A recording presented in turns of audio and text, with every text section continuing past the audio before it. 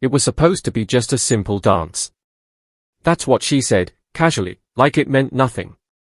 It's just a dance, relax, she laughed, fixing her hair in the mirror while I stood there, holding 2 cups of chai that had already gone cold. Funny thing is, it never starts big.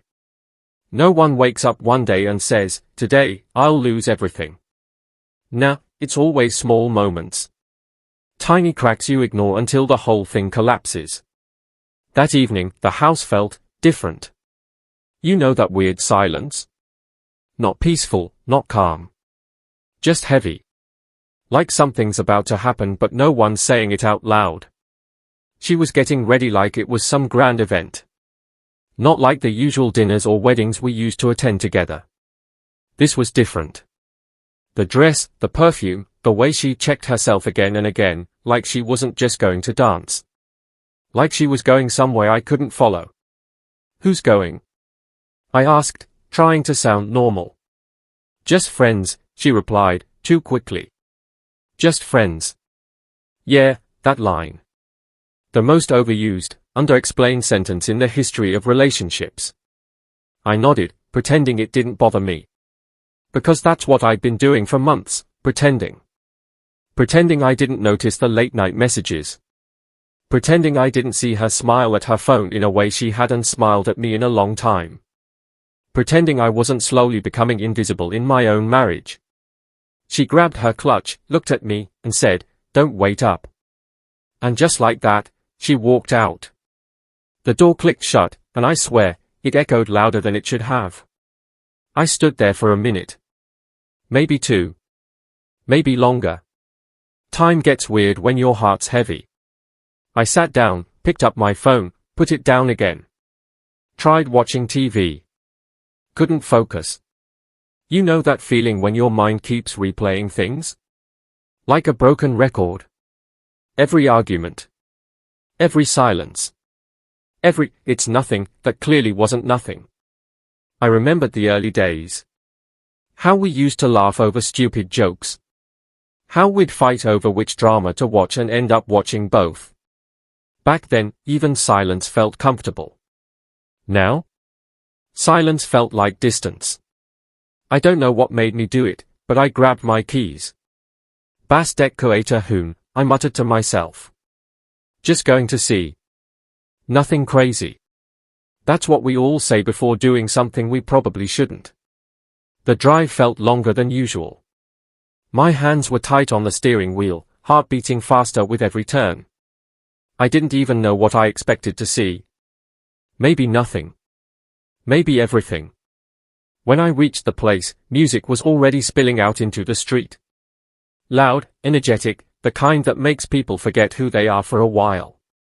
I parked a little distance away. Sat there. Watching people go in. Laughing, dressed up, carefree. And then I saw her. She stepped out of a car. Not alone. There was a guy with her. Tall, confident, the kind who looked like he didn't have a single worry in life. He said something, and she laughed. Not a polite laugh. Not the kind you give just to respond. It was real. The kind I hadn't heard from her in months. That hit differently. I felt something twist inside me. Not anger. Not yet. Just realization. Still, I told myself, relax. It's just a dance, right? I followed them inside. The lights were dim, the music louder now, bass vibrating through the floor. People dancing, talking, living in their own little worlds. And there she was. On the dance floor. With him. At first, it looked harmless. Just like she said. A simple dance. Nothing dramatic. Nothing obvious. But then, you start noticing the small things. The way her hand stayed in his a second longer than necessary. The way she leaned in when he spoke. The way her eyes weren't just seeing him. They were choosing him. That's when it hit me. This wasn't about the dance. It was never about the dance. It was about everything that led to this moment. Every ignored message. Every cold reply. Every time I felt like I was talking to a stranger instead of my wife. I stood there, in the middle of all that noise, and felt completely alone. Funny, right? Surrounded by hundreds of people, and still, not a single one felt familiar. I could have walked up to her. Created a scene. Asked questions. Demanded answers. But what's the point? Some answers, you already know. You just don't want to admit them. She spun around, laughing again, and for a second, her eyes met mine. And just like that, everything stopped. Her smile faded. Not completely. Just enough. Enough to tell me she knew I had seen. Enough to tell me this wasn't an accident. We stood there, looking at each other, while the world around us kept moving like nothing had happened. He looked between us, confused. And in that moment, I realized something so simple, yet so painful. I wasn't part of her world anymore. I was just someone from her past who hadn't left yet. I took a step back. Then another. No shouting. No drama. No, why, or, how could you? Just silence. Because sometimes, silence says everything words can't. I turned around and started walking toward the exit. Each step felt heavier than the last, but also, strangely lighter. Like I was finally putting down something I'd been carrying for too long. Behind me, the music kept playing. People kept dancing. Life kept moving. And just as I reached the door, I heard her voice. Calling my name. Not loudly. Not dramatically. Just enough to reach me, like she wasn't sure if she even had the right to say it anymore. I stopped. For a second, my body reacted before my mind did. You know how it is, when someone's voice has been part of your life for so long, it becomes automatic. Like muscle memory. I closed my eyes, took a slow breath, and turned around. She was standing there now, a few steps away from that guy, the music still thumping behind her like a heartbeat that didn't belong to me anymore. Listen, she started, brushing a strand of hair behind her ear. It's not what you think. I almost laughed. Not because it was funny, but because it was predictable. The most classic line ever. The same line people use when it is exactly what you think. What do I think? I asked calmly. That surprised her. Maybe she expected anger. Maybe she expected shouting, accusations, drama, something loud. But I was tired. Tired in a way that doesn't show on your face, but sits deep in your chest. She hesitated. It's just, we were dancing. You're overreacting. There it was again. Just a dance. I nodded slowly, looking around for a second, then back at her. You're right, I said quietly. It is just a dance. For a moment, relief flashed across her face. Like she thought she'd won this round. Like things would go back to normal with a few soft words and a bit of denial. But then I continued. And that's exactly the problem. Her expression changed. Confusion. Slight fear. Maybe even guilt, or maybe I was just hoping for that. Because if it was just a dance, I said, taking a step closer, why did it feel like I was watching someone else's life? She didn't answer. She couldn't. The music suddenly felt too loud, too chaotic, like it didn't belong in this moment. I kept telling myself I was imagining things, I went on. That I was being insecure. That I should trust you more. Give you space. Be understanding. I let out a small breath, shaking my head. But somewhere along the way, I stopped being your partner and started becoming your excuse. Her eyes dropped. That hurt more than anything. Because silence like that? It confirms everything. I didn't come here to fight, I said.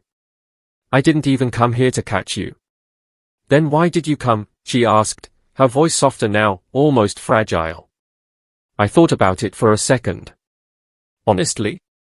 I said. I think. I came to see the truth for myself. She looked up again, eyes slightly glossy under the dim lights. And now that you have, she asked. There was a pause. A long one. The kind that feels like a lifetime squeezed into a few seconds. I looked at her, really looked at her. The same face I once thought I couldn't live without. The same person I built dreams with.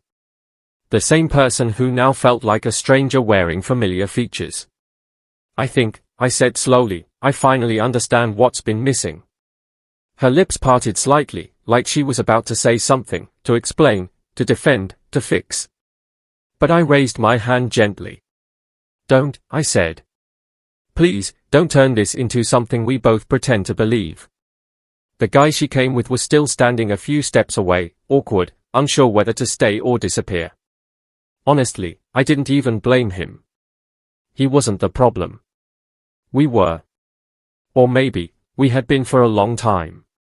I kept waiting for things to go back to how they were, I continued. But I don't think they ever will. Not because of tonight, but because of everything before it. A tear rolled down her cheek. And yeah, that almost broke me. Almost. Because a part of me still cared. A part of me still wanted to step forward, wipe that tear, say, it's okay, and pretend we could fix this. But another part of me, the part that had been quietly hurting for months, finally spoke louder. You didn't lose me tonight, I said softly. You lost me slowly, day by day, and I kept staying. She shook her head quickly. No, that's not fair. It is fair, I interrupted, not harshly, just firmly. Because I was there. Every day. Trying. That hit her. You could see it. The kind of realization that comes too late but still demands to be felt. The music dropped into a slower track, couples around us swaying closer, like the world was mocking the distance between us. Can we fix this? She asked, almost in a whisper. That question. It sounds so simple, but carries so much weight. I looked at her for a long moment. And for the first time in a long time. I didn't answer from emotion. I answered from truth. I don't think we're broken, I said quietly. I think, we're already over. Her face crumbled slightly, like something inside her finally gave way. And in that moment, I realized, endings don't always come with explosions. Sometimes they come with calm voices, tired hearts, and the quiet acceptance that something beautiful has simply run its course. I stepped back again. This time, she didn't call my name. This time, she just stood there. And as I turned around once more and walked toward the exit, I didn't feel that heaviness anymore. Just a strange kind of emptiness, mixed with relief. Like stepping out of a crowded room into fresh air. I reached the door, pushed it open, and the cool night breeze hit my face. For the first time in months. I could breathe. But just as I took a few steps outside, I heard the door open behind me again. Footsteps. Quick ones this time. Wait, she called out, her voice sharper, louder than before. I stopped again. Yeah? I know. You're probably thinking, bro, just leave already. And honestly, I thought the same. But real life doesn't work like movies. When years of your life are tied to someone, you don't just switch it off like a light. I turned around slowly. She was standing there in the doorway, slightly out of breath, the noise of the music spilling out behind her before the door shut again, leaving us in the quiet of the night. For a moment, neither of us spoke. Cars passed. A dog barked somewhere in the distance. The city kept doing its thing, completely unaware that two people's entire world had just shifted. I'm sorry, she said. Simple words. But heavy.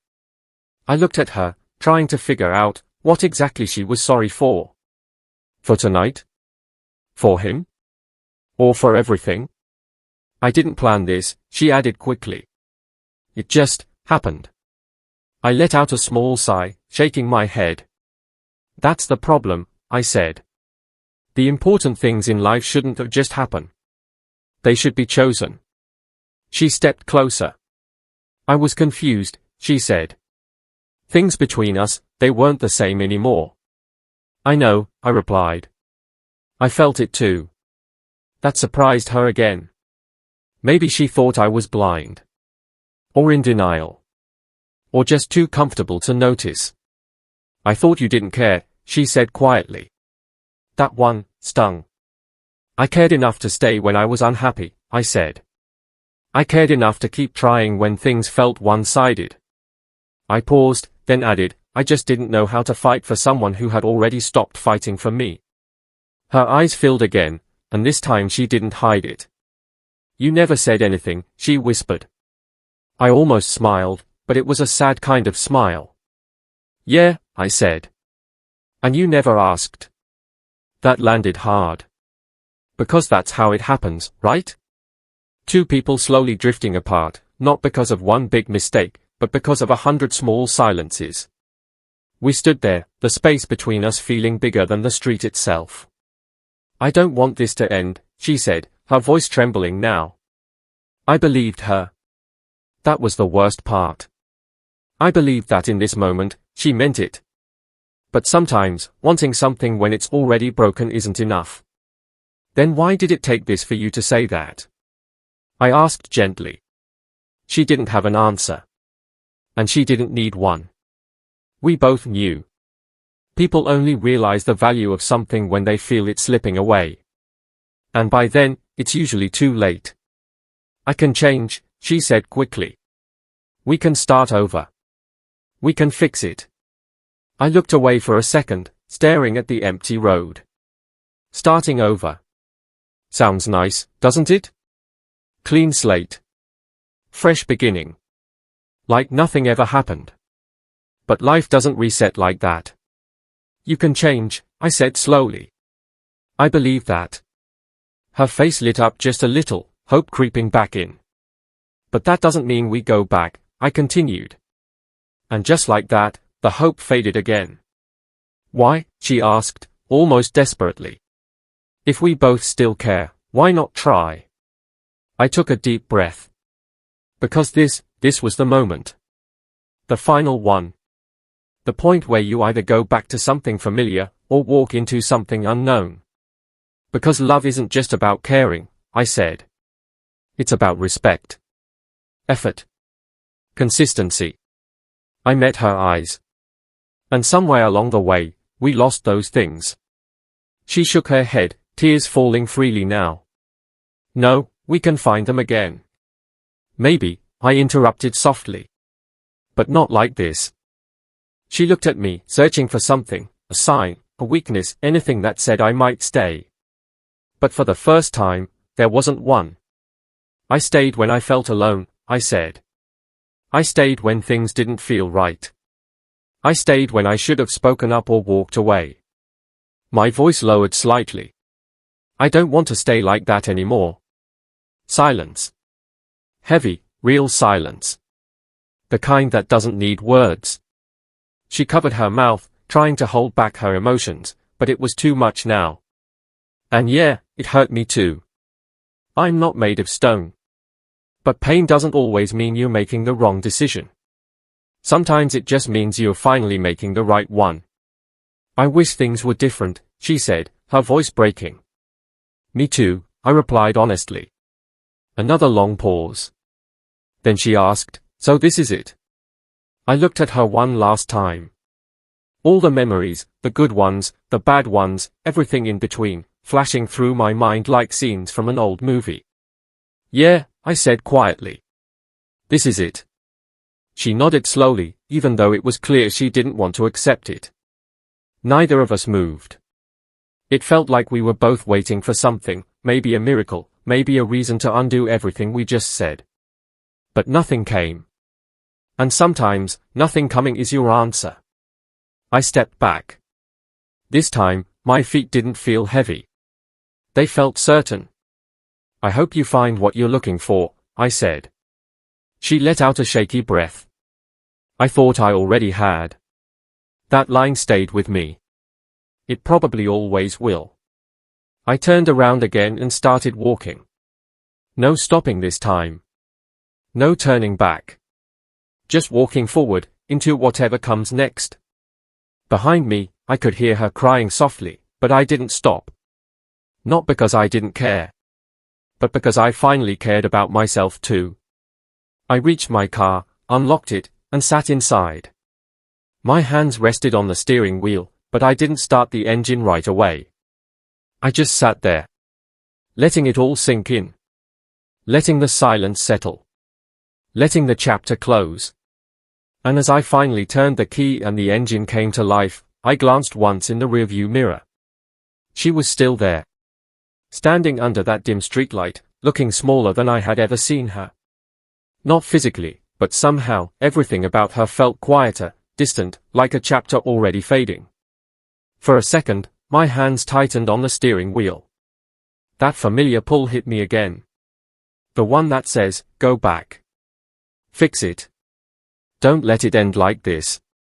But then another voice, calmer, steadier, reminded me of every night I felt alone while sitting right next to her. I exhaled slowly, and shifted the car into drive. This time, I didn't hesitate. I pulled away. The music from the venue disappeared behind me, replaced by the low hum of the road and the soft buzz of streetlights passing one by one. And just like that, it was over. Or at least, that's what I thought. The next few days felt strange. Not dramatic. Not chaotic. Just empty. You know when your phone doesn't buzz the way it used to? When your routine suddenly has gaps in it you don't know how to fill. Yeah, that kind of empty. I still woke up at the same time. Still made chai in the morning out of habit, only to realize halfway through pouring that there was no one to hand the second cup to. Old habits don't leave quietly. They linger. The house felt bigger somehow. Too quiet. Even the clock ticking on the wall sounded louder than usual. I tried distracting myself. Work, TV, random scrolling, the usual stuff. But your mind, it always circles back. Every corner of that house had a memory. The couch where we used to sit. The kitchen where we'd argue over the smallest things. Even the balcony, where we once planned a future that now felt like it belonged to someone else. And then, 3 days later, my phone rang. Her name. For a second, I just stared at it. Heartbeat picking up, mind racing. Should I answer? Should I ignore it? This is where most people go back. One call. One moment of weakness. And everything you walked away from, pulls you right back in. The phone kept ringing. I picked it up. But I didn't speak first. Hi, her voice came through, softer than I had ever heard it. Not the confident tone she used before. This one carried weight. Regret, maybe. Or loneliness. Hi, I replied, keeping my voice steady. There was a pause. I didn't think you'd answer, she said. I almost didn't, I admitted. Another pause. Longer this time. I've been thinking, she began. I leaned back in my chair, staring at the ceiling. Yeah, of course she had. People always think when things fall apart. I messed up, she said finally. Simple. Direct. No excuses this time. That caught me off guard. I should have talked to you. I should have told you how I was feeling instead of drifting away like that. I stayed quiet. Let her speak. Because this wasn't about interrupting anymore. It was about listening, one last time. I don't even know when it started, she continued. It just felt like we became strangers. And instead of fixing it, I looked for comfort somewhere else. That hurt to hear. But it was honest. And sometimes, honesty hurts more than lies. I know I don't deserve another chance, she added quickly. But I needed to say this. Silence filled the line again. I could hear her breathing. Uneven. Waiting. Hoping. I closed my eyes for a moment. Part of me wanted to say something comforting. Something kind. But I also knew, kindness isn't always about saying what someone wants to hear. I'm glad you said it, I replied. And I meant it. Because closure, real closure, comes from truth. Is that it? She asked quietly. There it was. The question behind every question. I took a deep breath. This doesn't change what happened, I said. And it doesn't change why I left. Her breathing hitched slightly. I know, she whispered. But, I paused for a second. Even I didn't expect that word to come out. But, I don't hate you. That surprised her. I could tell. I don't think I ever could, I added. Another silence. This one, different. Softer. I don't hate you either, she said. A faint, sad kind of laugh followed. I don't think we ever really stopped loving each other, we just stopped showing it. That line stayed. Because it was true. Painfully true. And sometimes, truth doesn't fix anything. It just explains why things broke. So what now? She asked. I looked around the room. The same walls. The same space. But something inside me had shifted. Now, I said slowly, we move forward. Together wasn't part of that sentence. And she understood. Yeah, she whispered. I guess we do. We didn't say goodbye right away. Neither of us rushed it. Because some endings deserve a moment. A real one. Not dramatic. Not loud. Just acknowledged. I hope you're okay, she said finally. I will be, I replied.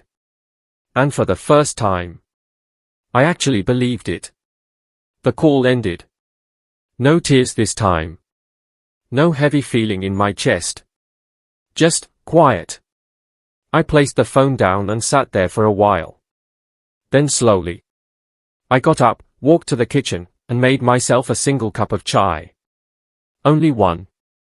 And as I stood there, holding it, staring out the window at the city moving like nothing had changed, I realized something simple. That night, it wasn't just the end of a relationship. It was the moment I chose myself. And honestly, that choice changes everything. I took a sip, let out a small breath, and for the first time in a long time, I didn't feel like something was missing. But just as I turned away from the window, my phone buzzed again on the table. I looked at the phone for a long second before picking it up. This time, it wasn't her name. Just a message. Short. Simple. I left your favorite mug on the balcony. Thought you'd want it. I don't know why, but that hit harder than everything else. Not the dance. Not the argument. Not even the goodbye. That mug. It was chipped on the side, slightly faded from years of use. We used to joke about throwing it away, but never did. It stayed, just like we did. Imperfect, worn out, but somehow still there. I walked over to the balcony. And there it was. Sitting quietly on the small table, exactly where we used to sit on lazy evenings, talking about dreams we thought we had all the time in the world to chase. I picked it up. Ran my thumb over that chipped edge. And suddenly, all those little moments came rushing back. The laughter. The random conversations. The comfort of just being us. For a second, I stood there, holding on to something that felt like more than just a mug. It felt like everything we had been. And everything we had lost. But then something shifted. Not in the world around me, but inside me. I realized, memories are meant to be remembered, not lived in. You can respect what something was, without letting it control what comes next. I took a deep breath, walked back inside, and placed the mug gently in the kitchen cabinet. Not thrown away. Not displayed like a trophy of pain. Just placed where it belonged now. In the past, but not erased. Days turned into weeks. And slowly, life started to rebuild itself around me. Not in a dramatic, overnight transformation way. But in small, quiet changes. I started noticing things I had ignored before. The way the morning light entered the room. The sound of rain against the window. Even the taste of chai felt different when I wasn't rushing through it or sharing it with someone who wasn't really present. At first, the silence still felt heavy. But over time, it became peaceful. There's a difference. Silence with the wrong person feels lonely. Silence by yourself, when you've finally made peace with things, feels freeing. I started reconnecting with parts of myself I didn't even realize I had lost. Old hobbies. Old friends. Even old dreams that had been sitting somewhere in the background, waiting for attention.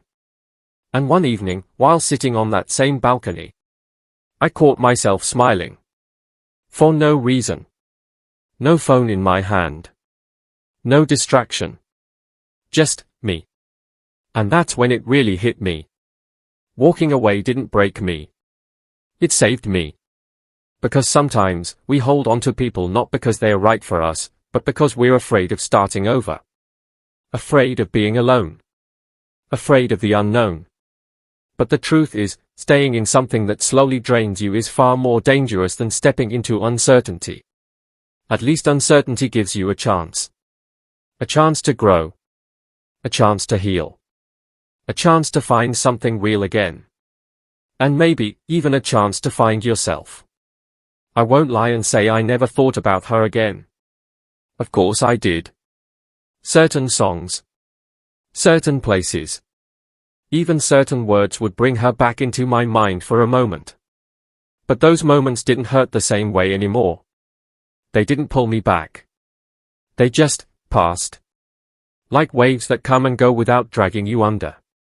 Because the truth is, not every love story is meant to last forever. Some are meant to teach you something. Some are meant to change you. And some are meant to end so you can finally begin. That night, when she said it was just a simple dance, I thought I was losing everything.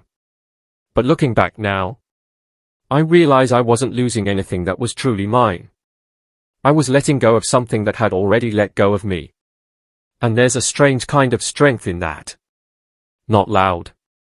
Not dramatic. But real. The kind that builds quietly, step by step, until one day you wake up and realize you're okay. You're actually okay. And maybe, better than you've been in a long time. So if you've ever been in that place, standing between holding on and walking away, just remember this. Sometimes the hardest step you'll ever take is also the one that sets you free. And sometimes, what feels like the end of your story is actually the beginning of the life you were always meant to live.